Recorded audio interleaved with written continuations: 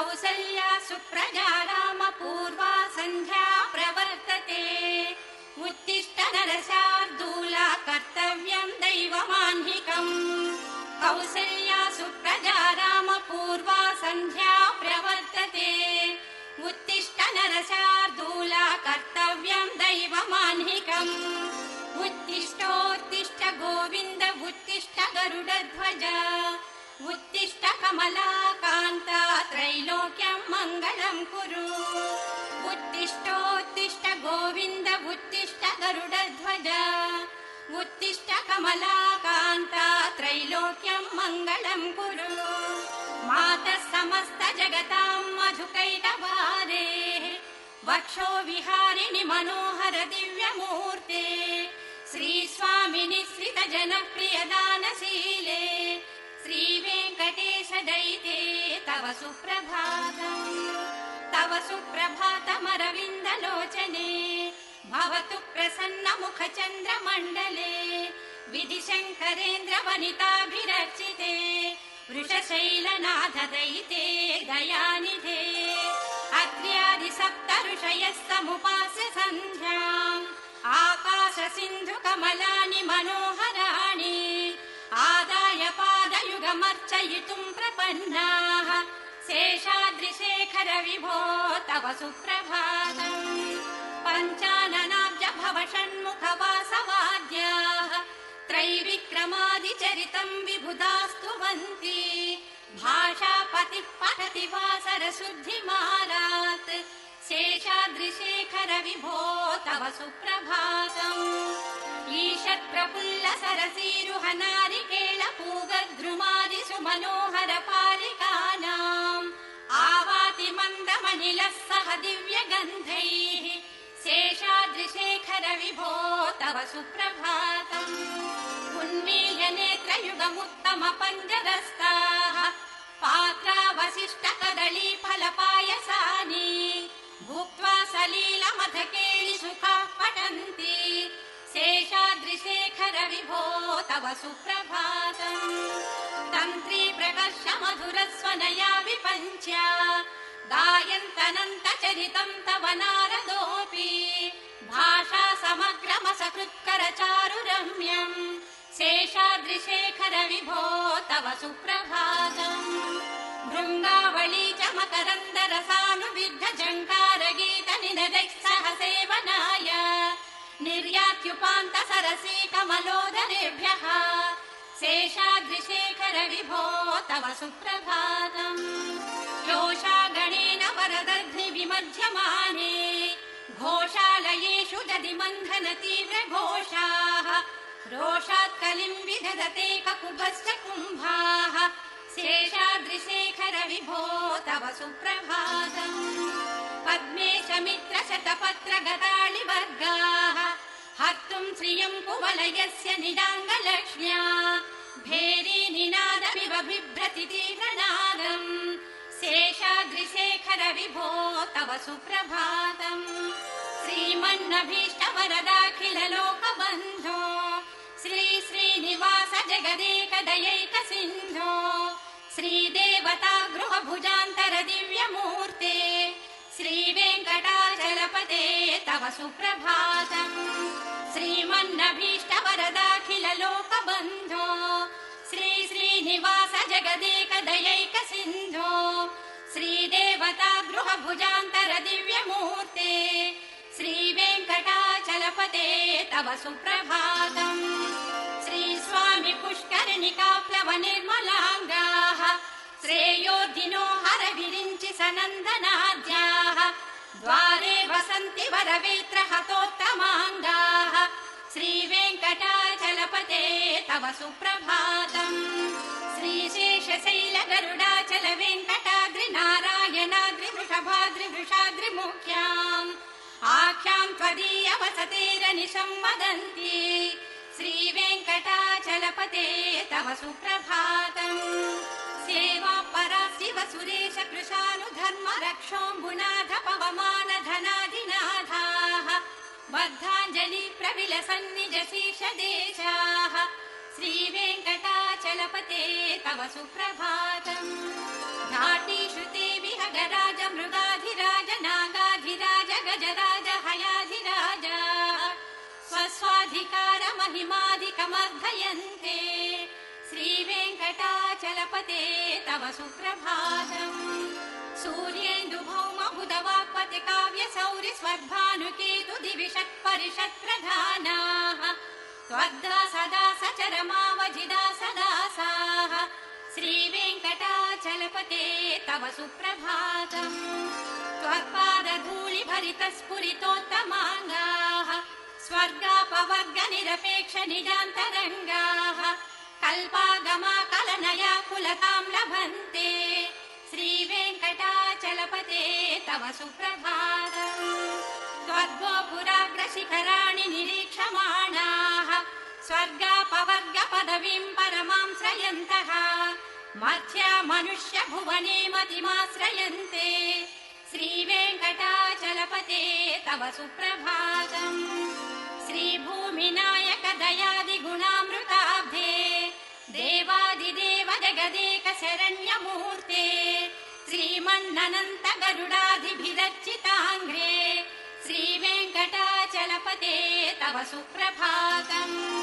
श्रीपद्मनाभ पुरुषोत्तम वासुदेव वैकुण्ठ माधव जनार्दन चक्रपाणे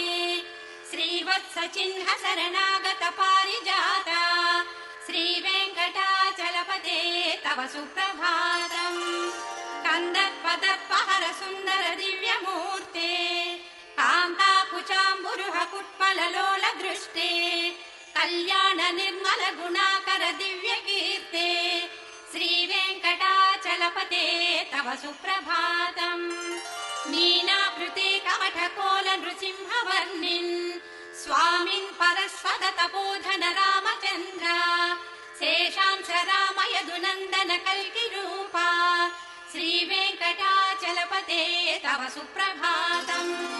येलालवङ्ग घनसार सुगन्धितीर्थम् दिव्यम् वियत्सरति हेम घटेषु पूर्णम् धृत्वाद्य वैदिक शिखामणयः प्रहृष्टाः तिष्ठन्ति वेङ्कटपते तव सुप्रभातम् भास्वानुदेति विकचानि सरोरुहाणि सम्पूरयन्ति निनदैः ककुभो विहङ्गाः श्रीवैष्णवाः सततमर्जित मङ्गलास्ते धामाश्रयन्ति तव वेङ्कट सुप्रभातम् ब्रह्मादयः सुरवरास्तमहर्षयस्ते सन्तः सनन्दन मुखास्वर योगिवर्याः धामान्तिके तव हि मङ्गलवस्तु हस्ताः श्रीवेङ्कटाचलपते तव सुप्रभातम् लक्ष्मी निवास निरवद्य गुणैक सिन्धो संसार सागर समुत्तरणैक सेतो वेदान्त वेद्य निज वैभव भक्त भोग्या श्रीवेङ्कटाचलपते तव सुप्रभातम् लक्ष्मी निवास निरवद्य गुणैक सिन्धो संसार सागर समुत्तरणैक सेतो वेदान्त वेद्य निज वैभव भक्त भोग्या श्रीवेङ्कटाचलपते तव सुप्रभातम् इत्थं वृषाचलपतेरिह सुप्रभातम् ये मानवाः प्रतिदिनं पठितुं प्रवृत्ताः तेषां प्रभात समये स्मृतिरङ्गभाजां प्रज्ञां परार्थ सुलभां परमां प्रसूते इत्थं वृषाचलपतेरिह सुप्रभातम् ये मानवाः प्रतिदिनं पठितुं प्रवृत्ताः तेषां प्रभात समये स्मृतिरङ्गभाजां प्रज्ञां परार्थ सुलभां परमां प्रसूते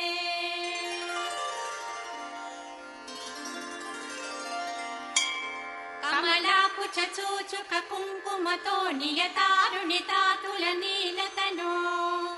कमलायतलोचन लोकपते विजयी भव वेङ्कटशैलपते कमलाकुच चूचुक कुङ्कुमतो नियतारुणितातुल नीलतनो कमलायतलोचन लोकपते विजयी भव वेङ्कटशैलपते सचतुर्मुख षण्मुख पञ्चमुख प्रमुखाखिल दैवत मौलिमणे शरणागत वत्सल सारनिधे परिपालय मां वृष शैलपते अतिवेलतया तव दुर्विषहैरनुवेलकृतैरपराधशतैः भरितं त्वरितं वृषशैलपते परया कृपया परिपाहि हरे अधिवेङ्कटशैलमुदारमते जनताभिमताधिकदानरतात् परदेवतया गदितान्निगमै कमलादयितान्न परङ्कलये कलवेणुरवावश गोपवधु शतकोटिवृता स्मरकोटिसमात् प्रतिवल्लविकाभिमता सुखदात् वसुदेवसुतान्न परङ्कलये अभिराम गुणाकर दाशरथे जगदेकधनुर्धर धीरमते रघुनायक राम रमेश विभो वरदो भवदेव दया जलधे अवनीतनया कमनीय करं रजनीकर चारु मुखाम्बुरुहम् रजनीचर राजतमो मिहिरं महनीयमहं रघुराममये सुमुखं सुहृदं सुलभं सुखदं स्वनुजं च सुखाय ममोघशरम् अपहाय रघूद्वहमन्यमहं न कथञ्चन कञ्चन जातु भजे विना वेङ्कटेशं ननाथो ननाथ सदा वेङ्कटेशं स्मरामि स्मरामि हरे वेङ्कटेश प्रसीद प्रसीद प्रियं वेङ्कटेश प्रयच्छ प्रयच्छ विना वेङ्कटेशं ननाथो ननाथ सदा वेङ्कटेशं स्मरामि स्मरामि हरे वेङ्कटेश प्रसीद प्रसीद प्रियं वेङ्कटेश प्रयच्छ प्रयच्छ अहं दूरतस्ते पदाम्भोजयुग्म प्रणामे क्षयागत्य सेवां करोमि सकृत्सेवया नित्यसेवा फलं त्वं प्रयच्छ प्रयच्छ प्रभो वेङ्कटेश अज्ञानिनां मया दोषा न शेषान् विहितान् हरे क्षमस्वत्वं क्षमस्वत्वं शेषशैलशिखामणे अज्ञानिनां मया दोषा न शेषान् विहितान् हरे क्षमस्वत्वं क्षमस्वत्वं शेषशैलशिखामणे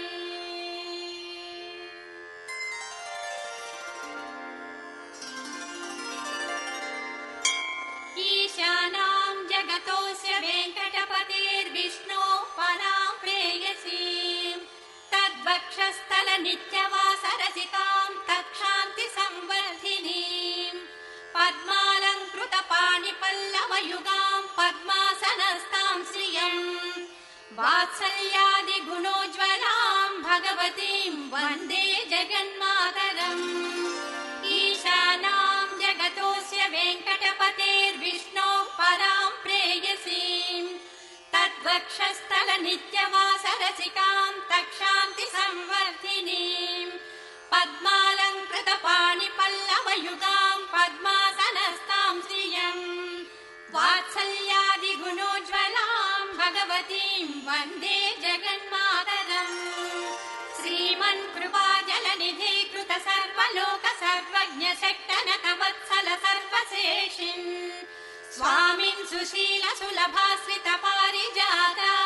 श्रीवेङ्कटेश चरणौ शरणौ प्रपद्ये श्रीमन्कृपाजलनिधे कृत सर्वलोक सर्वज्ञ शक्तनकवत्सल सर्वशेषिन् स्वामिन् सुशील सुलभाश्रित पारिजाता श्रीवेङ्कटेश चरणौ शरणौ प्रपद्ये आनूपुरार्पित सुजात सुगन्धि पुष्प सौरभ्य सौरभकरो समसन्निवेशौ सौम्यौ सदानुभवनेऽपि नवानुभाव्यौ श्रीवेङ्कटेश चरणौ शरणौ प्रपद्ये सद्यो विकासि समुदित्वर सान्द्र राग सौरभ्य निर्भर सरोरुह साम्यवार्ताम् सम्यक्षु साहस पदेषु विलेखयन्तौ श्रीवेङ्कटेश चरणौ शरणं प्रपद्ये रेखामय ध्वज सुधा कलशात पत्र वज्राङ्कुशाम्बुरुह कल्पक शङ्ख चक्रैः भव्यैरलङ्कृत तलौ परतत्त्व चिह्नैः श्रीवेङ्कटेश चरणौ शरणं प्रपद्ये ताम्रोदरद्युति पराजित पद्मरागौ बाह्यैर्महोभिर विभूत महेन्द्र नीलौ भुज्यन्नखांसुभिरुदस्त शशाङ्कभासौ श्रीवेङ्कटेश चरणौ शरणं प्रपद्ये सप्रेम भीति कमलाकर पल्लवाभ्याम् संवाहनेऽपि सपदि क्रममादधानौ कान्ताववाङ् मनस गोचर सौकुमार्यौ श्रीवेङ्कटेश चरणौ शरणं प्रपद्ये लक्ष्मीमही तदनुरूप निजानुभाव नीलादि दिव्य महिषीकर पल्लवानाम् आरुण्य संक्रमणतः किल सान्द्र रागौ श्रीवेङ्कटेश चरणौ शरणं प्रपद्ये नित्यानमद्विधि शिवादि किरीट कोटि प्रत्युक्त दीप्त नवरत्न महप्ररोहैः नीराजनाविधि मुदारमुपादधानौ श्रीवेङ्कटेश चरणौ शरणं प्रपद्ये विष्णौ परे परमयित्युदित प्रशंसौ यौ मध्ववुत्स इति भोग्यतयाप्युपात्तौ भूयस्तधेति तव पाणितल प्रदिष्टौ श्रीवेङ्कटेश चरणौ शरणं प्रपद्ये पार्थाय तत्सदृश सारथिना त्वयैव यौ दर्शितौ स्वचरणौ शरणं प्रदेति भूयोऽपि मह्यमिह तौ करदर्शितौ ते श्रीवेङ्कटेश चरणौ शरणं प्रपद्ये मन्मूर्ध्निकाळियपणे विकटाटवीषु श्रीवेङ्कटाद्रिशिखरे शिरसि श्रुतीनाम् चित्तेऽप्यनन्यमनसां सममाहितौ ते श्रीवेङ्कटेश चरणं शरणं प्रपद्ये अम्लानहृष्यदवनीतलकीर्ण पुष्पौ श्रीवेङ्कटाद्रिशिखराभरणायमानौ आनन्दिताखिल मनोनयनौ तवैतौ श्रीवेङ्कटेश चरणौ शरणं प्रपद्ये प्रायप्रसन्न जनता प्रथमावगाह्यौ मातुस्तनाविव शिशोरमृतायमानौ प्राप्तौ परस्पर तुलामतुलान्तरौ ते श्रीवेङ्कटेश चरणौ शरणं प्रपद्ये सत्त्वोत्तरैः सतत सेव्य पदाम्बुजेन संसार तारक दयाद्रधृगञ्चलेन सौम्योपयन्तृमुनिना मम दर्शितौ ते श्रीवेङ्कटेश चरणौ शरणं प्रपद्ये श्रीशश्रिया घटिकया त्वदुपाय भावे प्राप्ये त्वयि स्वयमुपेयतया स्फुरन्त्या नित्याश्रिताय निरवद्य गुणाय तुभ्यम् स्यां किङ्करो वृषगिरीश न जातु मह्यम् श्रीशश्रिया घटिकया त्वदुपाय भावे प्राप्ये त्वयि स्वयमुपेयतया स्फुरन्त्या नित्याश्रिताय निरवद्य गुणाय तुभ्यम् स्यां किङ्करो वृषगिरीश न जातु मह्यम्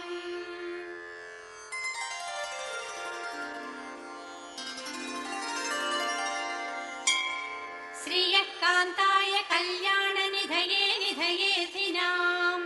श्रीवेङ्कटनिवासाय श्रीनिवासाय मङ्गलम् श्रियः कान्ताय कल्याण निधये निधयेऽधिनाम् श्रीवेङ्कटनिवासाय श्रीनिवासाय मङ्गलम् लक्ष्मी सविभ्रमालोक शुभ्रू विभ्रम चक्षुषे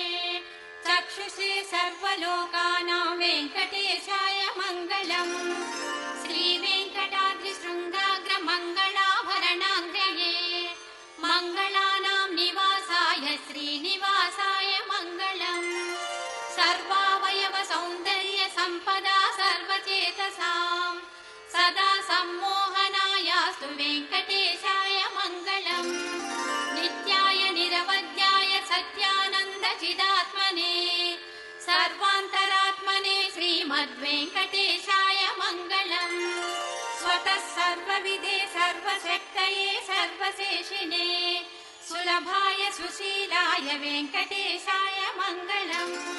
परस्मै ब्रह्मणे पूर्णकामाय परमात्मने प्रयुञ्जे परतत्त्वाय वेङ्कटेशाय मङ्गलम् आकालतत्त्वमश्रान्तमात्मनामनुपश्यताम् अतृप्त्यमृतरूपाय वेङ्कटेशाय मङ्गलम् प्रायस्वचरणौ पुंसां शरण्यत्वेन पाणिना कृपया दिशते श्रीमद्वेङ्कटेशाय मङ्गलम् दयामृततरङ्गिन्यास्तरङ्गैरिव शीतलैः अपाङ्गैः सिञ्चते विश्वं वेङ्कटेशाय मङ्गलम् स्रग्भूषाम्बरहेतीनां सुषमावहमूर्तये सर्वार्तिशमनायास्तु वेङ्कटेशाय मङ्गलम् श्रीवैकुण्ठविरक्ताय स्वामि पुष्करिणीतटे रमया रममाणाय वेङ्कटेशाय मङ्गलम् श्रीमत्सुन्दरजामातृमुनिमानसवासिने सर्वलोकनिवासाय श्रीनिवासाय मङ्गलम् मङ्गलाशासनपरैर्मदाचार्यपुरोगमैः सर्वैश्च पूर्वैराचार्यैः सत्कृतायास्तु मङ्गलम् मङ्गलाशासनपरैर्मदाचार्यपुरोगमैः सर्वैश्च पूर्वैराचार्यैः सत्कृतायास्तु मङ्गलम्।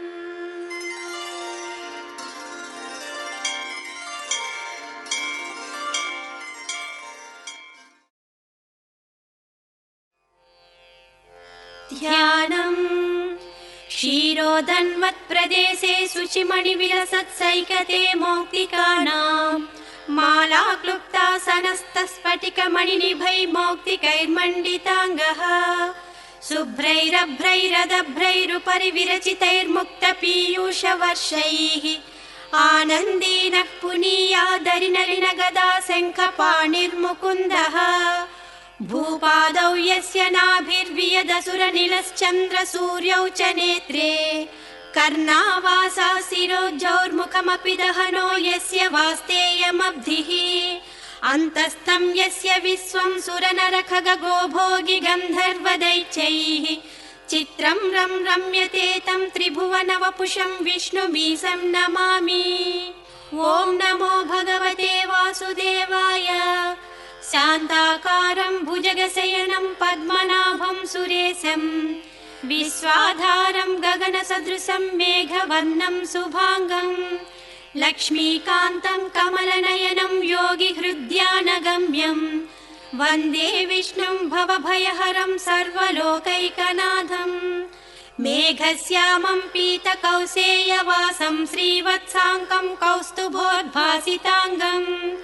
पुण्योपेतं पुण्डरीकायताक्षं विष्णुं वन्दे सर्वलोकैकनाथं नमः समस्तभूतानाम् आदिभूताय भूभृते अनेकरूपरूपाय विष्णवे प्रभविष्णवे सशङ्खचक्रं सकिरीटकुण्डलं सपीतवस्त्रं सरसीरुहेक्षणं सहारवक्षस्थलशोभिकौस्तुभं नमामि विष्णुं शिरसा चतुर्भुजम् छायायां पारिजातस्य हेमसिंहासनोपरि आसीनमम्बुदस्याममायताक्षमलङ्कृतम् चन्द्राननं चतुर्बाहुं श्रीवत्साङ्कितवक्षसं रुक्मिणी सत्यभामाभ्यां सहितं कृष्णमाश्रये। ॐ विश्वं विष्णुर्वषट्कारो भूतभव्यभवत्प्रभुः भूतकृद्भूतभृद्भावो भूतात्मा भूतभावनः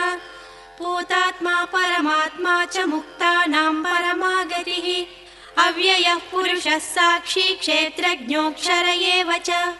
योगो योगविदां नेता प्रधानपुरुषेश्वरः नारसिंहवपुः श्रीमान् केशवः पुरुषोत्तमः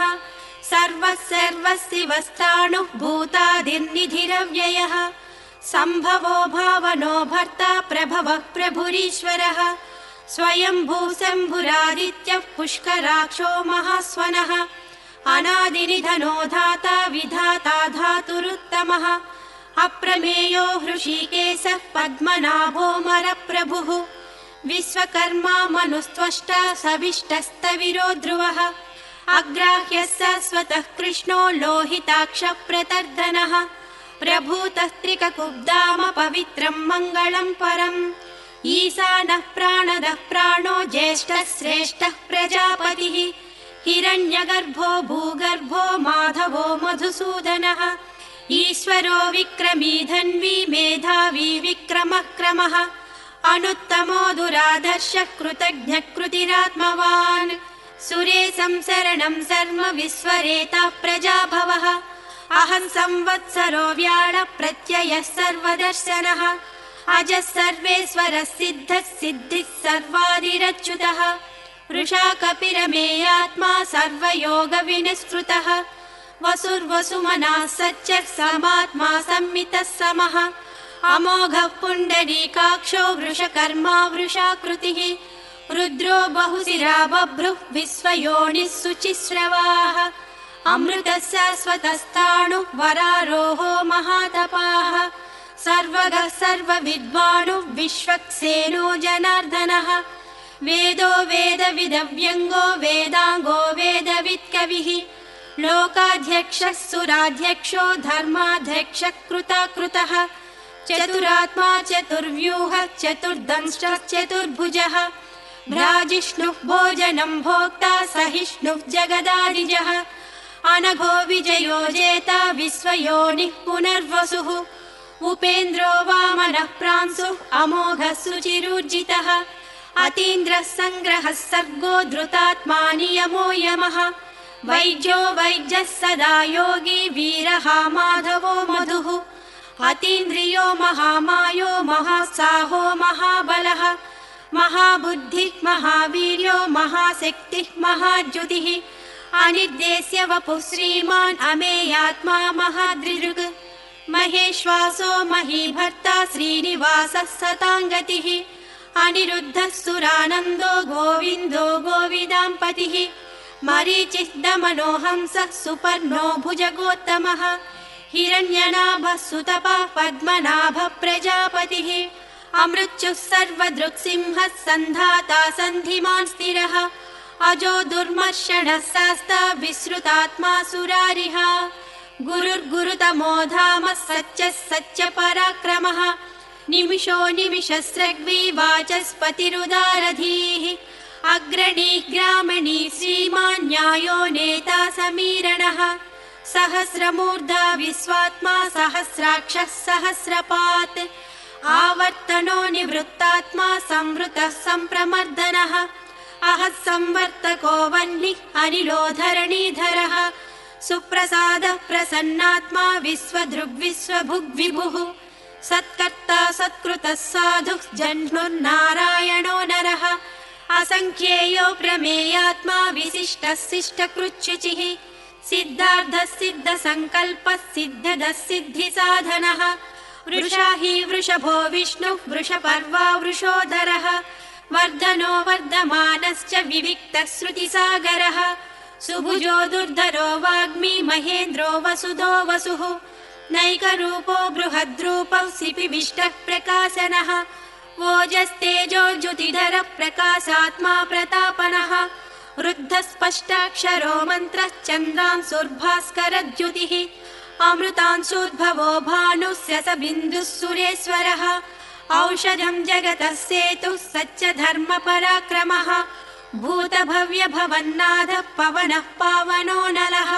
कामः कामकृत्कान्तः कामः कामप्रदः प्रभुः युगादिकृज्युगावर्तो नैकमायो महाशनः अदृश्यो व्यक्तरूपश्च सहस्रजिदनन्तजित् इष्टो विशिष्टः शिष्टेष्टः शिखण्डी नहुषो वृषः क्रोधः क्रोधकृत्कर्ता विश्वबाहुः महीधरः अच्युतः प्रथितः प्राणः प्राणदो वासवानुजः अपान्निधिरधिष्ठानमप्रमत्तः प्रतिष्ठितः स्कन्दः स्कन्दधरो दुर्यो वरदो वायुवाहनः वासुदेवो बृहद्भानुः आदिदेवः पुरन्दरः अशोकस्तारणस्तारः सूरः सौरिर्जनेश्वरः अनुकूलस्य तावर्तः पद्मी पद्मनिभेक्षणः पद्मनाभो रवीन्द्राक्षः पद्मगर्भः शरीरभृत् महद्धिः रुद्धो वृद्धात्मा महाक्षो गरुडध्वजः अतुलः शरभो भीमः समयज्ञो हविर्हरिः सर्वलक्षणलक्ष्मण्यो लक्ष्मीवान् समितिञ्जयः विक्षरो रोहितो मार्गो हेतुर्दामोदरः सहः महीधरो महाभागो वेगवानमितासनः उद्भवक्षोभणो देवः श्रीगर्भः परमेश्वरः करणं कारणं कर्ता विकर्ता गहनो गुहः व्यवसायो व्यवस्थानः संस्थानस्थानदो ध्रुवः परर्धिः परमस्पष्टः तुष्टः पुष्टः शुभेक्षणः रामो विरामो विरजो मार्गो नेयो नयो नयः वीरः शक्तिमतां श्रेष्ठो धर्मो धर्मविदुत्तमः वैकुण्ठः पुरुषः प्राणः प्राणदः प्रणवप्रदुः हिरण्यगर्भः शत्रुघ्नो व्याप्तो वायुरधोक्षजः ऋतुः सुदर्शनः कालः परमेष्टि परिग्रहः उग्रः संवत्सरो दक्षो विश्रामो विश्वदक्षिणः विस्तारस्तावरस्ताणुः प्रमाणं बीजमव्ययम् अर्धोऽनर्धो महाकोशो महाभोगो महाधनः अनिर्विण्णस्तविष्टो भूर्धर्मयूपो महामखः नक्षत्रनेमिर्नक्षत्री क्षमक्षामः समीहनः यज्ञयुज्यो महेज्यश्च क्रतुः सत्रं सताङ्गतिः सर्वदर्शी विमुक्तात्मा सर्वज्ञो ज्ञानमुत्तमम्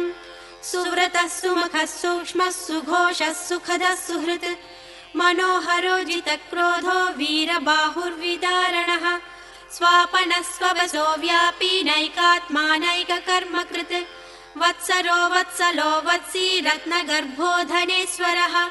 धर्मगुब्धर्मकृद्धर्मी सदसत्क्षरमक्षरम् अविज्ञाता सहस्रांशुः विधाता कृतलक्षणः गभस्तिनेमिः सत्त्वस्थः सिंहो भूतमहेश्वरः आदिदेवो महादेवो देवेशो देवभृद्गुरुः उत्तरो गोपतिर्गोप्ता ज्ञानगम्यः पुरातनः शरीरभूतभृद्भोक्ता कपीन्द्रो भूरि दक्षिणः सोमपोऽमृतपः सोमः पुरजित्पुरुषोत्तमः विनयो जयः सत्यसन्धो दासार्हः सात्वतां पतिः जीवो विनयिता साक्षी मुकुन्दोमितविक्रमः अम्भोनिधिरनन्तात्मा महोदधिशयोऽन्तकः अजो महार्हः स्वाभाव्यो जितामित्रः प्रमोदनः आनन्दो नन्दनो नन्दः सत्यधर्मात्रिविक्रमः महर्षिः कपिलाचार्यः कृतज्ञो मेदिनीपतिः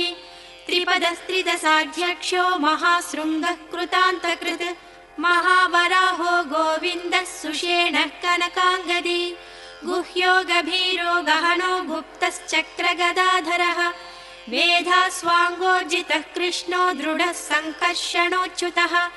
वरुणो वारुणो वृक्षः पुष्कराक्षो महामनाः भगवान् भगहानन्दी वनमाली हलायुधः आदित्यो ज्योतिरादित्यः सहिष्णुर्गतिसत्तमः सुधन्वाखण्डपरशुः दारुणो द्रविणप्रदः दिवस्पृक् सर्वद्रुव्यासो वाचस्पतिरयो निजः त्रिसामः सामगः साम निर्वाणं वेषजं विशक् सन्न्यासकृच्छमः शान्तो निष्ठा शान्तिः परायणम् शुभाङ्गः शान्तिदः स्रष्टा कुमुदः कुवलेशयः गोवितो गोपतिर्गोप्ता वृषभाषो वृषप्रियः अनिवर्ती निवृत्तात्मा संक्षेप्ता क्षेमकृच्छिवः श्रीवत्सवक्षा श्रीवासः श्रीपतिः श्रीमताम्बरः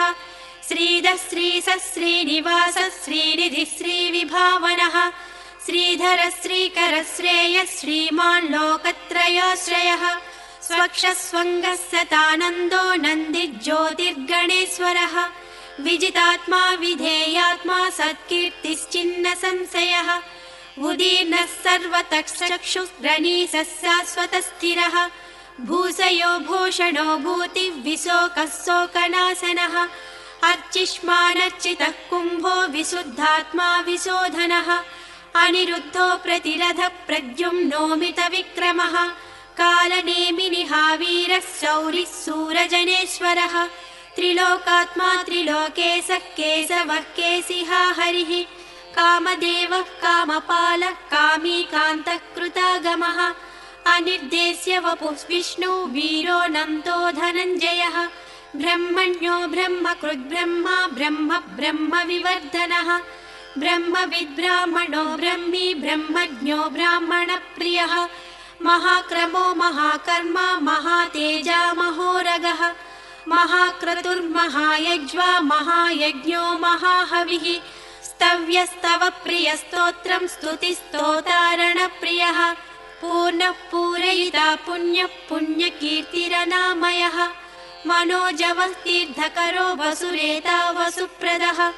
वसुप्रदो वासुदेवो वसुर्वसुमनाहविः सद्गतिः सत्कृतिः सत्ता सद्भूतिः सत्परायणः सूरसेनो यदुश्रेष्ठः सन्निवासः सुयामुनः भूतवासो वासुदेवः सर्वासु निलयो नलः दर्पः दर्पदो दृप्तो दुर्धरोधा पराजितः विश्वमूर्तिर्महामूर्तिः दीप्तमूर्तिरमूर्तिमान् अनेकमूर्तिरव्यक्तः शतमूर्तिः शताननः एको नैकः स वः कं किं यत्तत्पदमनुत्तमम् लोकबन्धुः लोकनाथो माधवो भक्तवत्सलः सुवर्णवर्णो हेमाङ्गो वराङ्गश्चन्दनाङ्गदी वीरः विषमः शून्यो घृतासीरचलश्चलः अमानीमानदो मान्यो लोकस्वामी त्रिलोकधृत् सुमेधा मेधजो धन्यः सत्यमेधाधराधरः तेजो वृषो ज्युतिधरः सर्वशस्त्रभृताम्बरः प्रग्रहो निग्रहो व्यग्रो नैकशृङ्गो गदाग्रजः चतुर्मूर्तिः चतुर्बाहुश्चतुर्व्यूहश्चतुर्गतिः चतुरात्मा चतुर्भावश्चतुर्वेदविदेकपात् समावर्तो निवृत्तात्मा दुर्जयो दुरतिक्रमः दुर्लभो दुर्गमो दुर्गो दुरावासो दुरारिः शुभाङ्गो लोकसारङ्गः सतन्तुस्तन्तुवर्धनः इन्द्रकर्मा महाकर्मा कृतकर्मा कृतागमः उद्भवः सुन्दरः सुन्दो रत्ननाभः सुलोचनः अर्को वाजसनः शृङ्गी जयन्तः सर्वविजयी सुवर्णबिन्दुरक्षोभ्यः सर्ववागीश्वरेश्वरः महाह्रदो महागर्तो महाभूतो महानिधिः कुमुदः कुन्दरः कुन्दः पर्जन्यः पावनो नीलः अमृतासोऽमृतवपुः सर्वज्ञः सर्वतोमुखः सुलभः सुरतः सिद्धः शत्रुजिः शत्रुतापनः न्यग्रोधोदुम्बरो स्वस्थः चाणूरान्ध्रनिषूदनः सहस्रार्चिः सप्तजिह्वः सप्तैधा सप्तवाहनः अमूर्तिरनघोचिन्त्यो भयकृद्भयनाशनः अणुर्बृहत्कृशस्थूलो गुणधृन्निर्गुणो महान् अधृतस्वधृतस्वास्य प्राङ्वंशो वंशवर्धनः भारभृत्करितो योगी योगी स सर्वकामदः आश्रमश्रवणक्षामः सुपर्णो वायुवाहनः धनुर्धरो धनुर्वेदो दण्डो दमयिता दमः अपराजितः सर्वसहो नियन्ता नियमो यमः सत्त्ववान् सात्विकः सत्यः सत्यधर्मपरायणः अभिप्रायः प्रियार्होर्हः प्रियकृत्प्रीतिवर्धनः विहाय सगतिर्ज्योतिः सुरुचिः हुतभुग्विभुः रविर्विरोचनः सूर्यः सविता रविलोचनः अनन्तो हुतभुग्भोक्ता सुखदो नैकदोऽग्रजः अनिर्विण्णः सदामर्षि लोकाधिष्ठानमद्भुतः सनातनतमः कपिलः कपिरव्ययः स्वस्तिदः स्वस्तिकृत् स्वस्ति स्वस्ति भुक् स्वस्ति दक्षिणः अरौद्रः कुण्डलीचक्री विक्रम्योर्जितशासनः शब्दातिगः शब्दसः शिशिरः सर्वरीकरः अक्रूरः पेसलो दक्षो दक्षिणक्षमिणां वरः विद्वत्तमो वीतभयः पुण्यश्रवणकीर्तनः उत्तारणो दुष्कृतिः पुण्यो दुःस्वप्ननाशनः वीरः रक्षणः सन्तो जीवनः पर्यवस्थितः अनन्तरूपोऽनन्तश्रीजितमन्युः भयापहः चतुरस्रो गभीरात्मा विदिशो व्यादिशो दिशः अनादिभूर्भुवो लक्ष्मी सुवीरो रुचिराङ्गदः जननो जनजन्मादिः भीमो भीमपराक्रमः आधारनिलयो धाता पुष्पहासः प्रजागरः ऊर्ध्वगः सत्पथाचारः प्राणदः प्रणवपणः प्रमाणं प्राणनिलयः प्राणभृत् प्राणजीवनः तत्त्वं तत्त्वविदेकात्मा जन्म मृत्युजरातिगः भूर्भुवः स्वस्तरुस्तारः सविता प्रपितामहः यज्ञो यज्ञपतिर्यज्ञा यज्ञाङ्गो यज्ञवाहनः यज्ञभृत्यज्ञकृत्यज्ञी यज्ञभुक्यज्ञसाधनः यज्ञान्तकृत्यज्ञगुह्यमन्नमन्नादयेव च आत्मयोनिः स्वयं जातो वैखानः सामगायनः देवकीनन्दनः स्रष्टा क्षितीशः पापनाशनः शङ्खबृन्नन्दकी चक्री साङ्गधन्वा गदाधरः रथाङ्गपाणिरक्षोभ्यः सर्वप्रहरणायुधः सर्वप्रहरणायुध ॐ नमः इति वनमाली गदी साङ्गी शङ्खी चक्री च नन्दकी श्रीमन्नारायणो विष्णुः वासुदेवोऽभिरक्षतु वनमाली गदी साङ्गी शङ्खी चक्री च नन्दकी श्रीमन्नारायणो विष्णुः वासुदेवोऽभिरक्षतु वनमाली गदी साङ्गी शङ्खी चक्री च नन्दकी श्रीमन्नारायणो विष्णुः वासुदेवोऽभिरक्षतु फलश्रुतिः इतीदं कीर्तनीयस्य केशवस्य महात्मनः नाम्नां सहस्रं दिव्यानाम् अशेषेण प्रकीर्तितम् य इदं शृणुयान्नित्यं यश्चापि परिकीर्तयेत् नाशुभं प्राप्नुयात् किञ्चित् सोमुत्रेह च मानवः वेदान्तगो ब्राह्मणः स्यात् क्षत्रियो विजयी भवेत् वैश्यो धनसमृद्धः स्यात् शूद्रः सुखमवाप्नुयात् धर्मार्थी प्राप्नुयात् धर्ममर्थार्थी चार्धमाप्नुयात् कामानवाप्नुयात् कामी प्रजार्थी चाप्नुयात् प्रजाम् भक्तिमान् यः सदोत्थाय शुचिः सद्गतमानसः सहस्रं वासुदेवस्य नाम्नामेतत् प्रकीर्तयेत् यशः प्राप्नोति विपुलं याति प्राधान्यमेव च अचलां श्रियमाप्नोति श्रेयः प्राप्नोत्यनुत्तमम् न भयं क्वचिदाप्नोति वीर्यं तेजश्च विन्दति भवत्यरोगो द्युतिमान् बलरूपगुणान्वितः रोगार्तो मुच्यते रोगात् बद्धो मुच्येत बन्धनात् भयान्मुच्येत भीतस्तु मुच्येतापन्न आपदः दुर्गाण्यतितरत्यासु पुरुषः पुरुषोत्तमम् स्तुवन्नाम सहस्रेण नित्यं भक्तिसमन्वितः वासुदेवाश्रयो मध्यो वासुदेवपरायणः सर्वपापविशुद्धात्मा याति ब्रह्म सनातनम्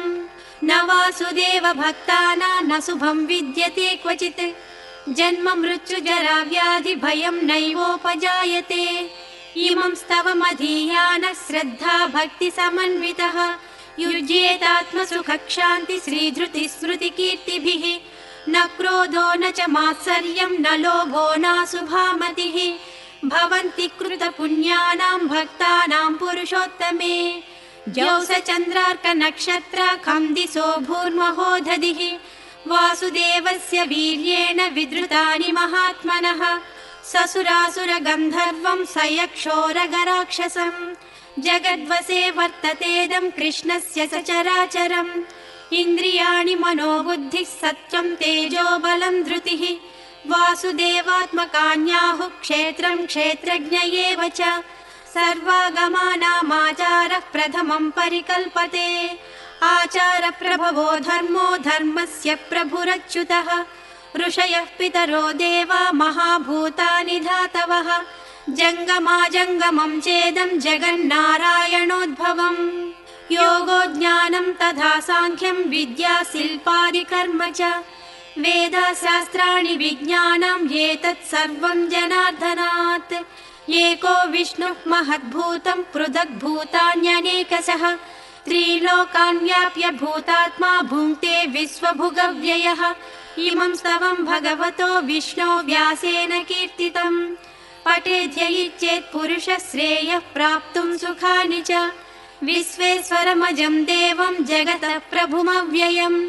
भजन्ति ये पुष्कराक्षं न ते यान्ति पराभवम् न ते यान्ति पराभवम् वो नमः इति अर्जुन उवाच पद्मपत्र विशालाक्ष पद्मनाभसुरोत्तम भक्तानामनुरक्तानां त्राता भव जनार्दन श्रीभगवानुवाच यो मां नाम सहस्रेण स्तोतुमिच्छति पाण्डव सोऽहमेकेन श्लोकेन स्तुत एव न संशयः स्तुत एव न संशयः ॐ नम इति। व्यास उवाच वासनाद्वासुदेवस्य वासितं भुवनत्रयम् सर्वभूतनिवासोऽसि वासुदेव नमोऽस्तु ते वासुदेव नमोऽस्तु ते ॐ नम इति। पार्वत्युवाच केनोपायेन लघुना विष्णोर्नाम सहस्रकम् पठ्यते पण्डितैर्नित्यं श्रोतुमिच्छाम्यहं प्रभो। ईश्वर उवाच श्रीराम राम रामेति रमे रामे मनोरमे सहस्रनाम तत्तुल्यं राम नाम वरानने। श्रीराम राम रामेति रमे रामे मनोरमे सहस्रनाम तत्तुल्यं राम नाम वरानने। श्रीराम राम रामेति रमे रामे मनोरमे सहस्रनाम तत्तुल्यं राम नाम वरानने। राम नाम वरानने ॐ नम इति। ब्रह्मोवाच नमोऽस्त्वनन्ताय सहस्रमूर्तये सहस्रपादाक्षि शिरोरुबाहवे सहस्रनाम्ने पुरुषाय शाश्वते सहस्रकोटियुगधारिणे नमः। सहस्रकोटियुगधारिण ॐ नम इति।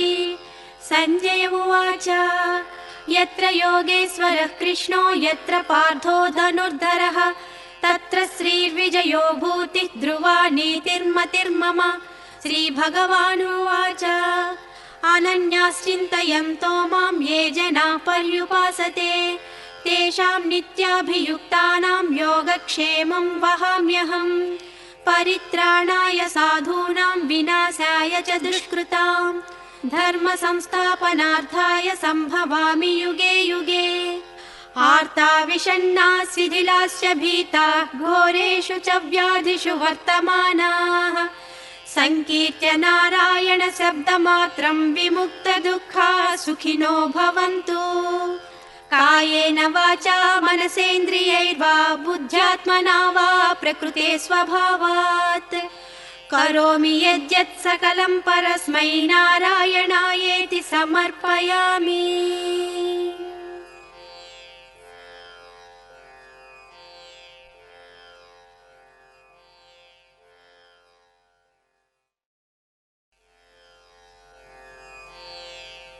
ॐ शुक्लाम्बरधरं विष्णुं शशिवर्णं चतुर्भुजं प्रसन्नवदनं ध्यायेत् सर्वविघ्नोपशान्तये। व्यासं वसिष्ठनप्तारं शक्तेः पौत्रमकल्मषं पराशरात्मजं वन्दे सुखतातं तपोनिधिं। व्यासाय विष्णुरूपाय व्यासरूपाय विष्णवे नमो वै ब्रह्मनिधये वासिष्ठाय नमो नमः। अविकाराय शुद्धाय नित्याय परमात्मने सदैकरूपरूपाय विष्णवे सर्वजिष्णवे यस्य स्मरणमात्रेण जन्म संसारबन्धनात् विमुच्यते नमस्तस्मै विष्णवे प्रभविष्णवे। ॐ नमो विष्णवे प्रभविष्णवे। श्रीवैशम्पायन उवाच श्रुत्वा धर्मानशेषेण पावनानि च सर्वशः युधिष्ठिरः शान्तनवं पुनरेवाभ्यभाषत। युधिष्ठिर उवाच किमेकं दैवतं लोके किं वाप्येकं परायणं स्तुवन्तः कमर्चन्तः प्राप्नुयुर्मानवा शुभम्। को धर्मः सर्वधर्माणां भवतः परमो मतः किं जपन्मुच्यते जन्तुर्जन्म संसारबन्धनात्। श्रीभीष्म उवाच जगत्प्रभुं देवदेवम् अनन्तं पुरुषोत्तमं स्तुवन्नाम सहस्रेण पुरुषः सततोत्थितः तमेव चार्चयन् नित्यं भक्त्या पुरुषमव्ययम् ध्यायन् स्तुवन्नमस्यंश्च यजमानस्तमेव च। अनादिनिधनं विष्णुं सर्वलोकमहेश्वरं लोकाध्यक्षं स्तुवन्नित्यं सर्वदुःखादिगो भवेत्। ब्रह्मण्यं सर्वधर्मज्ञं लोकानां कीर्तिवर्धनं लोकनाथं महद्भूतं सर्वभूतभवोद्भवम्। एष मे सर्वधर्माणां धर्मोऽधिकतमो मतः यद्भक्त्या पुण्डरीकाक्षं स्तवैरर्चेन्नरः सदा परमं यो महत्तेजः परमं यो महत्तपः परमं यो महद्ब्रह्म परमं यः परायणम् पवित्राणां पवित्रं यो मङ्गलानां च मङ्गलम् दैवतं देवतानां च भूतानां यो व्ययः पिता यतः सर्वाणि भूतानि भवन्यादियुगागमे यस्मिंश्च प्रलयं यान्ति पुनरेव युगक्षये तस्य लोकप्रधानस्य जगन्नाथस्य भूपते विष्णोर्नाम सहस्रं मे शृणु पापभयापहम् यानि नामानि गौणानि विख्यातानि महात्मनः ऋषिभिः परिगीतानि तानि वक्ष्यामि भूतये ऋषिर्नामां सहस्रस्य वेदव्यासो महामुनिः छन्दोऽनुष्टुप् तथा देवो भगवान् देवकीसुतः अमृतांसूद्भवो बीजं शक्तिर्देवकी नन्दनः त्रिसामा हृदयं तस्य शान्त्यर्धे विनियुज्यते विष्णुं जिष्णुं महाविष्णुं प्रभविष्णुं महेश्वरम् अनेकरूपदैत्यान्तं नमामि पुरुषोत्तमम् अस्य श्री विष्णोर्दिव्यसहस्रनाम स्तोत्र महामन्त्रस्य श्री वेदव्यासो भगवान् ऋषिः अनुष्टुप् छन्दः श्री महाविष्णुः परमात्मा श्रीमन्नारायणो देवता अमृतांशूद्भवो भानुरिति बीजम्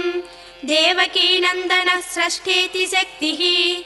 उद्भवक्षोभणो देव इति परमो मन्त्रः शङ्खभृन्नन्दकी चक्रीति कीलकम् साङ्गधन्वा गदाधर इत्यस्त्रम् रथाङ्गपाणिरक्षोभ्य इति नेत्रम् त्रिसामा सामगः सामेति कवचम् आनन्दं परं ब्रह्मेति योनिः ऋतुः सुदर्शनः काल इति दिग्बन्धः श्रीविश्वरूप इति ध्यानम् श्रीमहाविष्णुप्रीत्यर्थे सहस्रनाम जपे विनियोगः।